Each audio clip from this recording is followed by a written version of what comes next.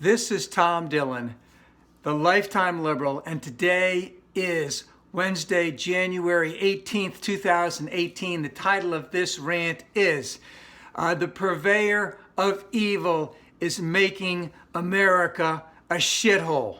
So a little play on words there. I want to bring up three small examples as we're hitting the 1-year mark of this presidency of what he is doing to destroy things in the United States and throughout the world.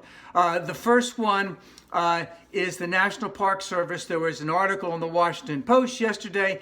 9 of the 12, let's say, regional board members basically resigned because the Secretary of Interior will not meet with them, that this is pervasive throughout the Department of Interior, that up to 200 different boards throughout the United States, they're not getting their charter renewed. The Secretary of the Interior is not meeting with them. And all of the work that they're trying to do in terms of national historic and national landmarks is just being put away because the Secretary of Interior wants to open up all of these places to drilling. You know, and these people have been doing this for a long time, Democrats and Republicans, and they want that, and what's happening is that the Interior Department is not accepting responsibility to be good stewards of the land. The second example is Iran. So just recently, the instigator of hate basically said, okay, Iran, you got another 3 months. You've complied with the atomic accord so that you're not building a bomb.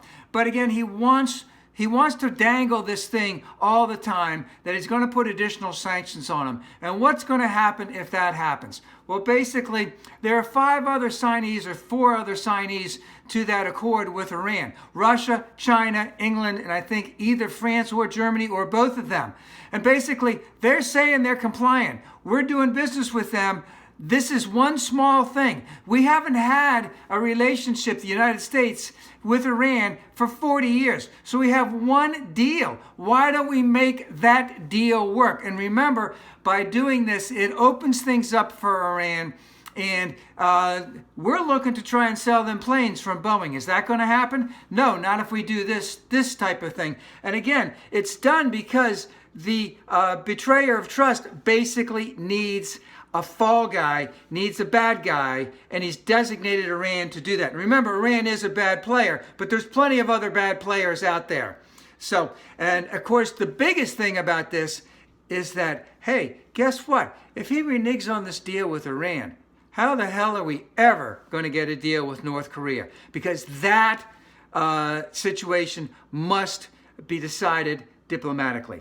Last thing, State Department just recently checked out. I believe there's over 30 some ambassadors that haven't even been designated yet. There's no ambassadors. We have no ambassador to South Korea. How are we going to get help making a deal with North Korea? No ambassador with South Korea. All kinds of places in the Middle East, no ambassador. What if something does happen to the United States? We need to get information from these countries to help us if there is another terrorist attack. And of course, there's all kinds of undersecretaries, there's all kinds of regional people. And remember, the loser basically said he knows what's going on in all these places and he can make the decision. No, we need to be a part, of this entire world. And we need people placed there strategically so we know what's going on to help us economically, etc., especially if there's a war or terrorist attack or anything like that.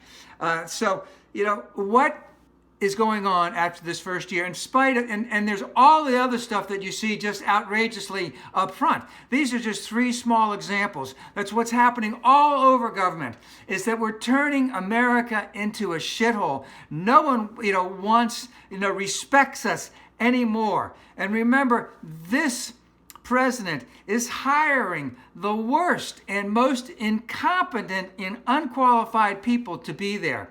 And of course, this is by design.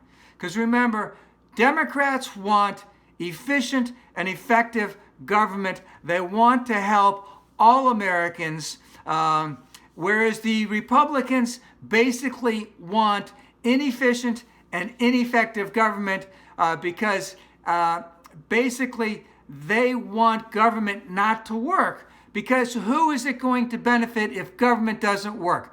Rich white men. Yes, that's right, because it's all about protecting rich white men at the expense of women, the poor, and people of color.